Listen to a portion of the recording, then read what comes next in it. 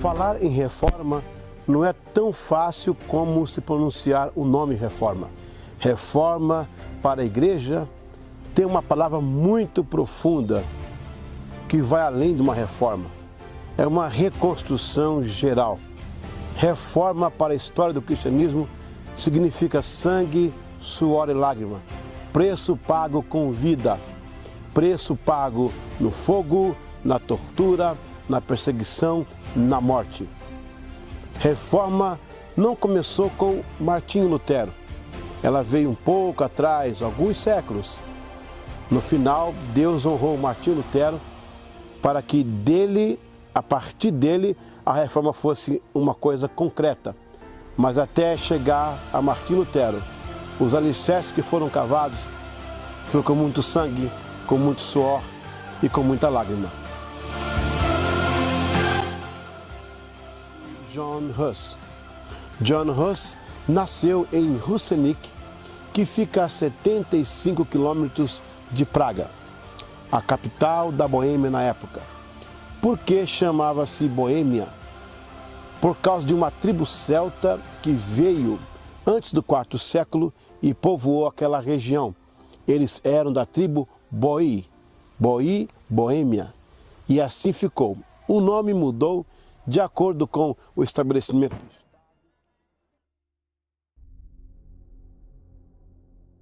Chega hoje como Praga, que é capital da República Tcheca. Antigamente era Tchecoslováquia.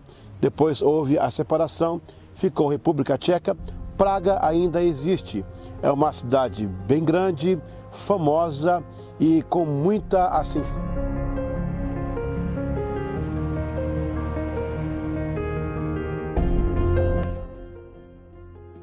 Charles, que foi fundada pelo rei Charles da época. Ali muita história foi escrita, entre elas a história de John Hus. Também passou por ali Jerônimo de Praga. O famoso Jerônimo de Praga também é dessa mesma cidade. Hoje lá está também o Museu da Tortura Medieval, onde mostram máquinas mortíferas que foram usadas para aqueles os quais a Igreja Católica chamava de hereges.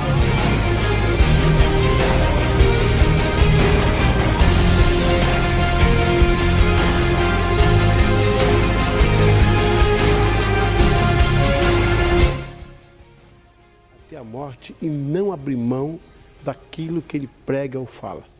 O que faz de um homem até o fim da vida entregar o seu corpo numa fogueira e não arredar 1 centímetro daquilo que ele tem pregado. Pois exatamente nesta capela, John Hus pregou em 1402. Ali em cima daquele púlpito que está atrás de mim, ele subiu com a autoridade de Deus para começar a reforma. John Hus foi amigo de Jerônimo de Praga. Jerônimo de Praga, daqui de Praga, da cidade de Praga, foi um estudante de Oxford. E o Jerônimo de Praga foi o canal de Deus para trazer para John Hus as pregações e os livros e os escritos de John Wycliffe. Se John Wycliffe é considerado pela história da igreja como a estrela da manhã da reforma, este brilho da estrela veio até John Hus e iluminou Lutero.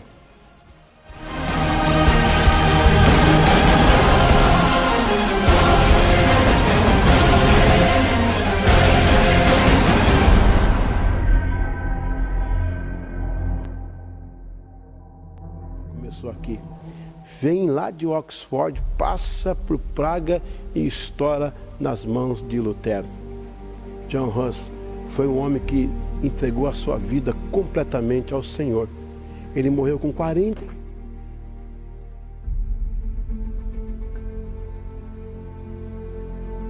Em 1391, quando John Hus já tinha 22 anos.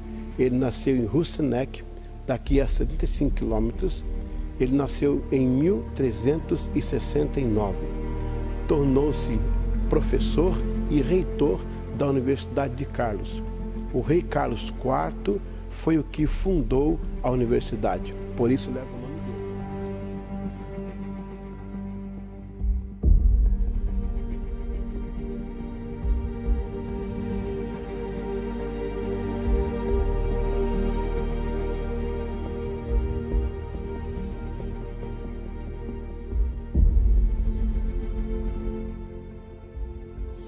e reitor. E em 1402 ele foi nomeado como pregador desta capela. Esta capela, em sua construção, quando os dois homens que construíram, doaram esse terreno, esta capela para a universidade, para a cidade, eles declararam que só poderia falar aqui em tcheco. Então, quando John Hus veio pregar, pregou em tcheco, pregou na língua do povo. Na verdade, no começo, a capela era usada para ciências, discussões, vinham aqui os alunos, professores debaterem, e John Hus começou a usar como mensagem. E a mensagem de John Hus atingiu toda a região. As pessoas afluíam para estarem aqui. Aqui cabiam 3.000 pessoas. A capela foi feita para 3.000 pessoas. E aqui nesta capela, historicamente, a Rainha Sofia assistia os sermões. Por isso o povo afluiu para ouvir a mensagem de John Hus. Ali tomado por Deus, contestando alguns pontos do catolicismo, ele foi de encontro a muitas coisas que na época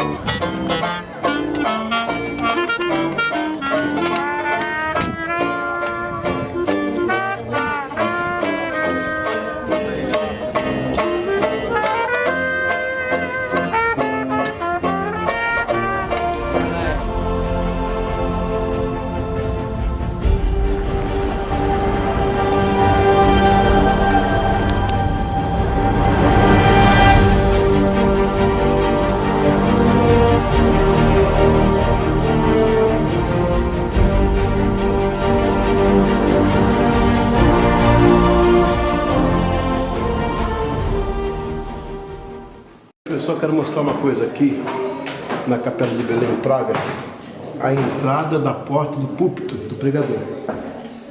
Vou pegar na porta que John Hus entrou. Veja aqui essa porta. Olha o tamanho dessa porta aqui. Ela é pequena. Aqui ó, perto dela fica grande, tá vendo? Uma porta pequenininha.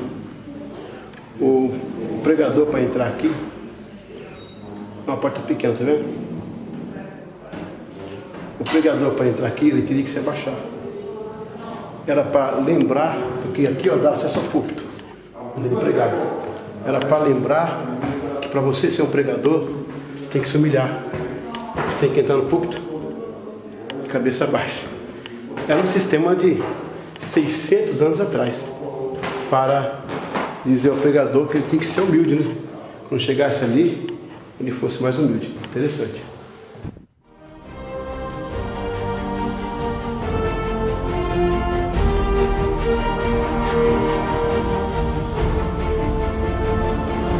Chamado Jerônimo de Praga. Jerônimo vai estudar em Oxford. E lá em Oxford, ele tem contato com os escritos, os artigos, as homilias de John Wycliffe. John Wycliffe, também na mesma época, é um que está também cobrando os desvios da supremacia papal, o alto clero, os privilégios sacerdotes, o ouro da igreja, e assim a lista interminável, a cobrança teológica, por exemplo, o sacerdócio universal. E assim vai. Essas homilias, essas frases, esses temas são também alvos de perseguição, porque o próprio John Wycliffe vai ser perseguido na Inglaterra, como também os seus seguidores, que foram os Lollards. Muitos morreram de formas trágicas. Jerônimo de Praga vai estudar em Oxford, na universidade, e lá ele tem acesso aos escritos de John Wycliffe e traz para Praga, aonde está o John Hus. John Hus e Jerônimos são contemporâneos, com a diferença de 10 anos um do outro, sendo John Hus mais velho. Jerônimo traz essas cartas, e isso encanta o coração de John Hus. John Hus já havia muita coisa que ele contestava na sua época. Ele chegou a ser professor e também reitor da Universidade de Charles, que foi uma universidade fundada pelo rei Charles da época. Jerônimo traz esses escritos, leva para a Praga e John Huss começa a beber nesta fonte, somando com aquilo que ele já cobrava, e isto veio coroar o seu erro.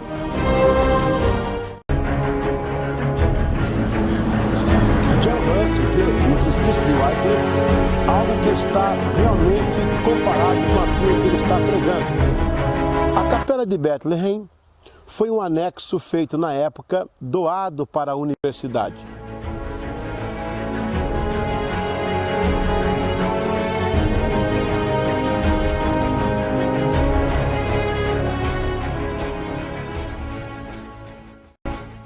Portanto, as mensagens de John Huss começou a impactar toda uma comunidade. Pessoas vinham de todas as regiões, em carroças, em cavalos, a pé, para assistirem às pregações de John Huss. Na Capela de Bethlehem havia uma porta que fica atrás do púlpito, pequena, e quando o pregador ia entregar a homilia ou falar a verdade de Deus, ele abaixava a cabeça para entrar. Aquilo era uma pequena cerimônia ou um pequeno ritual, podemos dizer, para que o pregador lembrasse que ele precisava se abaixar ou ser humilde antes de entregar uma mensagem ao povo. Era tão forte a mensagem de John Huss que o rei Venceslau IV, rainha Sofia, nobres da época, afluíam para aquele local para ouvir as mensagens. Ele pregou de 1402 a 1412. A partir de 1412, ele foi inquirido e foi começar a ser questionado pelo que ele pregava. Mas, na verdade, o que John Huss pregava? Entre muitas coisas que ele pregava, ele cobrava a simplicidade do Evangelho, a volta do Evangelho para a simplicidade, ou a volta do Evangelho para as sandálias, porque naquela ocasião Roma já estava com um poder tremendo. Lembrando que no ano 800 vai acontecer o Império Sacrosanto, com Carlos Magno. A partir de então, a Igreja Católica assume uma posição de supremacia. Ela tira reis, coloca reis, ela coroa, tira coroa. Ela parece-me que exerce uma função suprema sobre todo o planeta. E ali tem uma voz sozinha em Praga que está dizendo alguma coisa. Wycliffe, ele também pregou muito. Ele morreu de embolia pulmonar, mas os seus seguidores, os lollards, pagaram um preço muito alto. Os lollards morreram por amor à causa com que pregavam. Isso também vai ecoar para John Huss. Dizem que Lutero é o príncipe da Reforma, ou a estrela da manhã. Seja qual o nome que você queira dar para Lutero, ele tem os seus méritos e os seus devidos louros. Mas se alguma coisa aconteceu com Lutero, certamente passou primeiro por John Huss, que veio de Wycliffe. E Wycliffe ouvia ecos do passado, quando ainda nos primórdios da igreja, logo após a era patrística, alguém também já cobrava algumas coisas erradas que a Igreja Católica estava fazendo.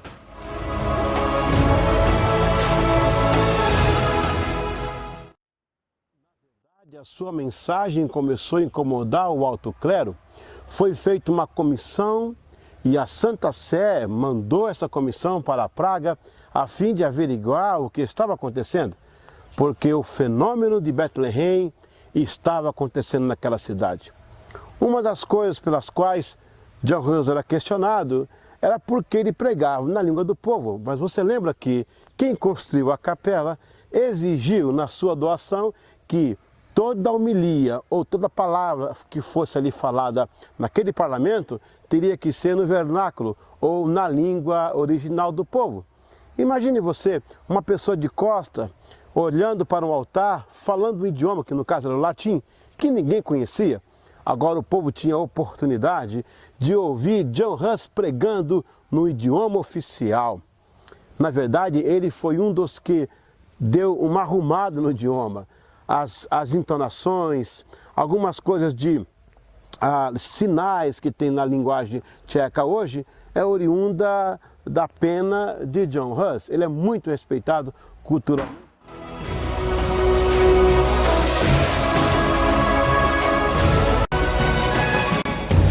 Então, aquelas pessoas passavam a ouvir verdades da Bíblia em sua própria língua.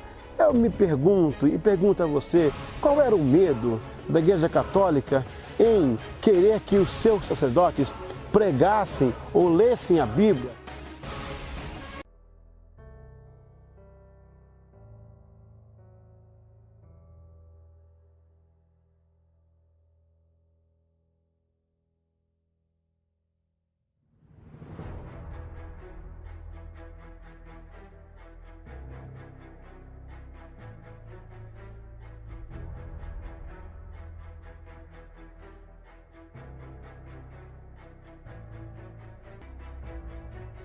Estava por trás disso, a gente imagina, mas John Hus, ele ignorou isso e, atendendo ao pedido dos doadores da capela, começou então a pregar na língua tcheca. Olha, a rainha Sofia assentou-se várias vezes para ouvir John Hus pregar, como também o rei Venceslau IV e assim por diante, nobres, cátedras, alunos, camponeses, todos sentavam naquele local para ouvir a mensagem que Deus dava ao coração maravilhoso de John. É que no púlpito da capela de Bethlehem existe uma portinha que separa o pregador do púlpito. Para entrar no púlpito tem que abaixar a cabeça. John Hus mandou fazer essa porta para que os pregadores soubessem que para entregar a mensagem de Cristo deveria primeiro ser humildes para depois.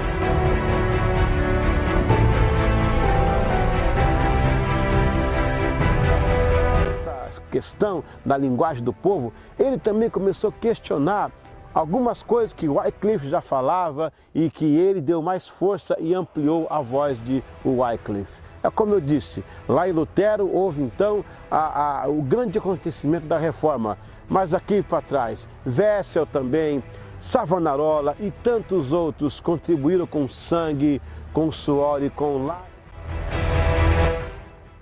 Que John Hus pregava, ele foi questionado como que uma pessoa comum fala com Deus. Então ele cita o versículo que diz que não há outro mediador entre os homens e Deus a não ser o próprio Jesus Cristo. E com relação a isso, qualquer pessoa que amasse a Deus, servisse a Deus, poderia falar com Deus. A Comissão Católica veio até Praga para questionar, fez uma pressão política em cima do rei. E aí para frente as coisas começam a ficar difíceis para John Hus. A noite chegou para John Hus. Ele era muito querido pela comunidade. As pessoas choravam, as pessoas sentiam, as pessoas se comoviam com as suas palavras porque vinha direto do trono de Deus. O coração de um jovem inflamado pela palavra e a oportunidade de estar pregando na língua daquele povo. Como foi para John Hus ver tantas pessoas sendo edificadas? De fato, a comunidade inteira espalhou-se a notícia desse pregador. Depois da sua morte vai acontecer a Revolução Russita, porque se a Igreja Católica soubesse, não teria queimado o vivo na fornalha, nem tão pouco na fogueira, nem tão pouco matado, teria preservado a vida, porque depois que ela mata John Hus, ela cria um grande problema para si. Os hussitas começam a vir e questionar, e a força é maior. A voz que era sozinha de John Hus toma agora todas as vozes daquele reino. Certa vez John Hus chegou para pregar e a igreja estava fechada, o templo estava fechado. E disseram para ele, olha, você não pode mais pregar aqui. Existe uma proibição da Santa Sé e você não pode mais pregar.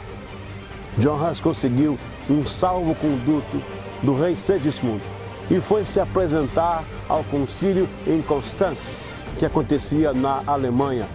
Em 1412, ele é recebido pelo concílio. E por mais que ele defendesse suas teses e provasse biblicamente e mostrasse, ele cobrava dos doutores do Evangelho, vocês sabem do que eu estou falando. Mesmo assim, não quiseram ouvi-lo. Mesmo assim, preferiram matá-lo. Mesmo assim, não deram ouvidos à sua voz.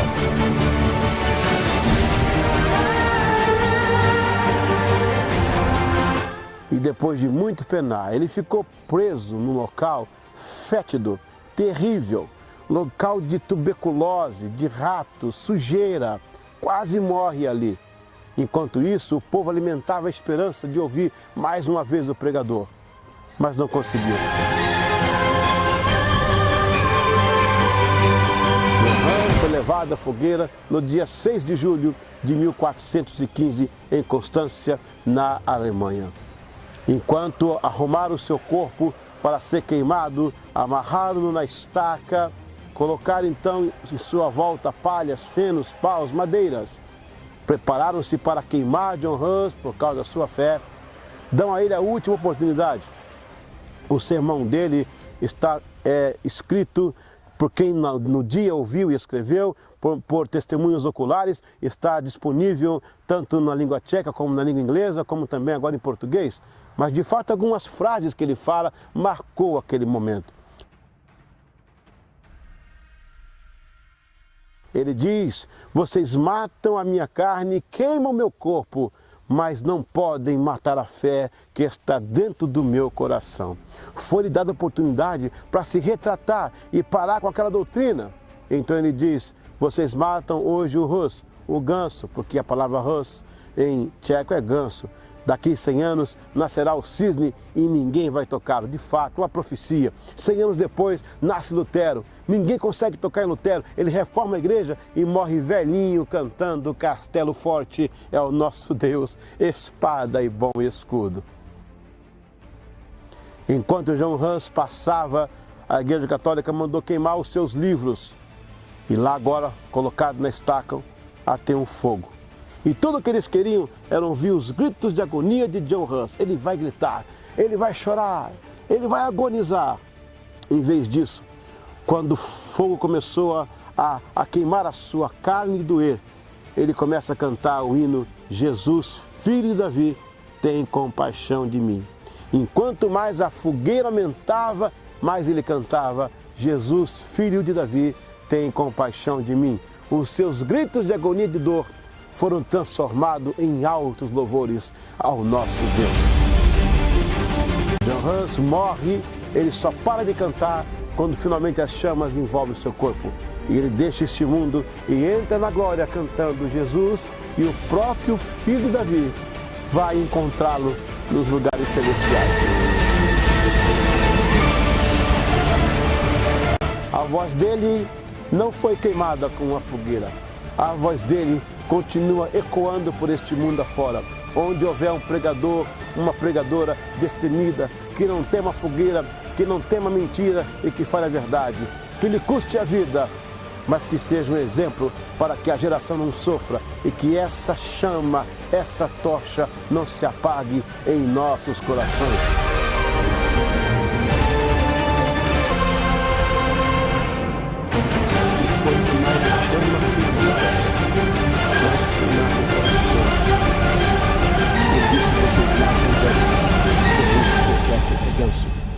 Mas daqui 100 anos nascerá o cisne e ninguém vai tocá-lo. Dizem que essa profecia foi para Lutero, porque 100 anos depois, 102 anos exatamente, Lutero nasceu. Quando o fogo começou a queimar a sua carne, ele começou a cantar: Jesus, filho de Davi, tem compaixão de mim. As chamas não puderam apagar o fogo da sua alma, nem a verdade do seu coração. Fica para nós, nos dias de hoje, uma lição profunda de que o evangelho que nós vivemos hoje foi pago. Começou com Jesus na cruz do Calvário, passou por Estevão na porta lá da entrada de Jerusalém, na porta das ovelhas. Passou por aqui também um dia, e em outros lugares também, especialmente na vida de John Hus. Jerônimo foi morto também na fogueira, 1 ano depois. 1 ano depois, o seu discípulo também foi queimado. A Igreja Católica queimou muita gente na fogueira, mas não queimou a fé do nosso coração. Não nos roubou a verdade que um dia foi entregue por Jesus a cada um de nós. fica a lição de John Hus. Sua luta, sua batalha, seu empenho, seu legado.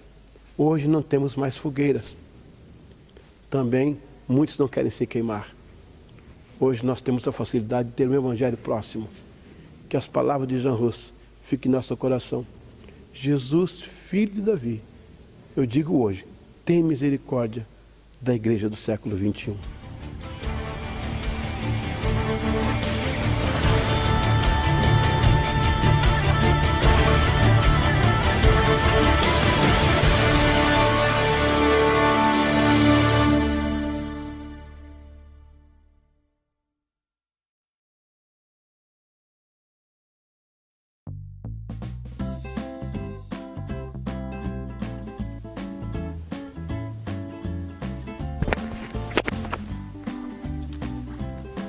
Quando ele começou a pregar em tcheco, ele contrariou a ordem católica de fazer os cultos na missa, de fazer os cultos ou missa em latim.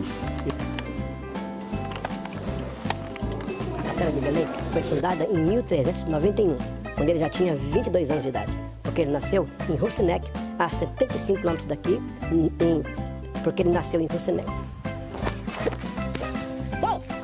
Isso aqui é profissional, hein? John Hus foi levado à fogueira no dia 6 de julho de 1415. Parece então que a noite chegou para John Hus. John Hus era muito querido pela comunidade.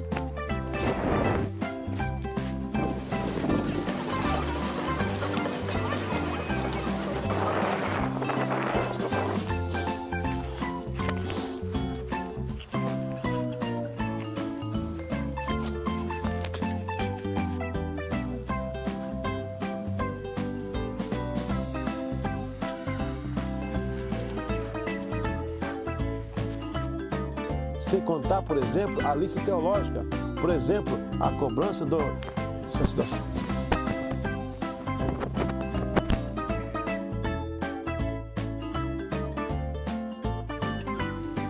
A Capela de Belém. Vamos falar um pouco, o que faz o homem sofrer até a morte. Na verdade, a reforma começa por aqui. Lá em Oxford, passa por aqui e explode na Alemanha nas mãos de Hitler.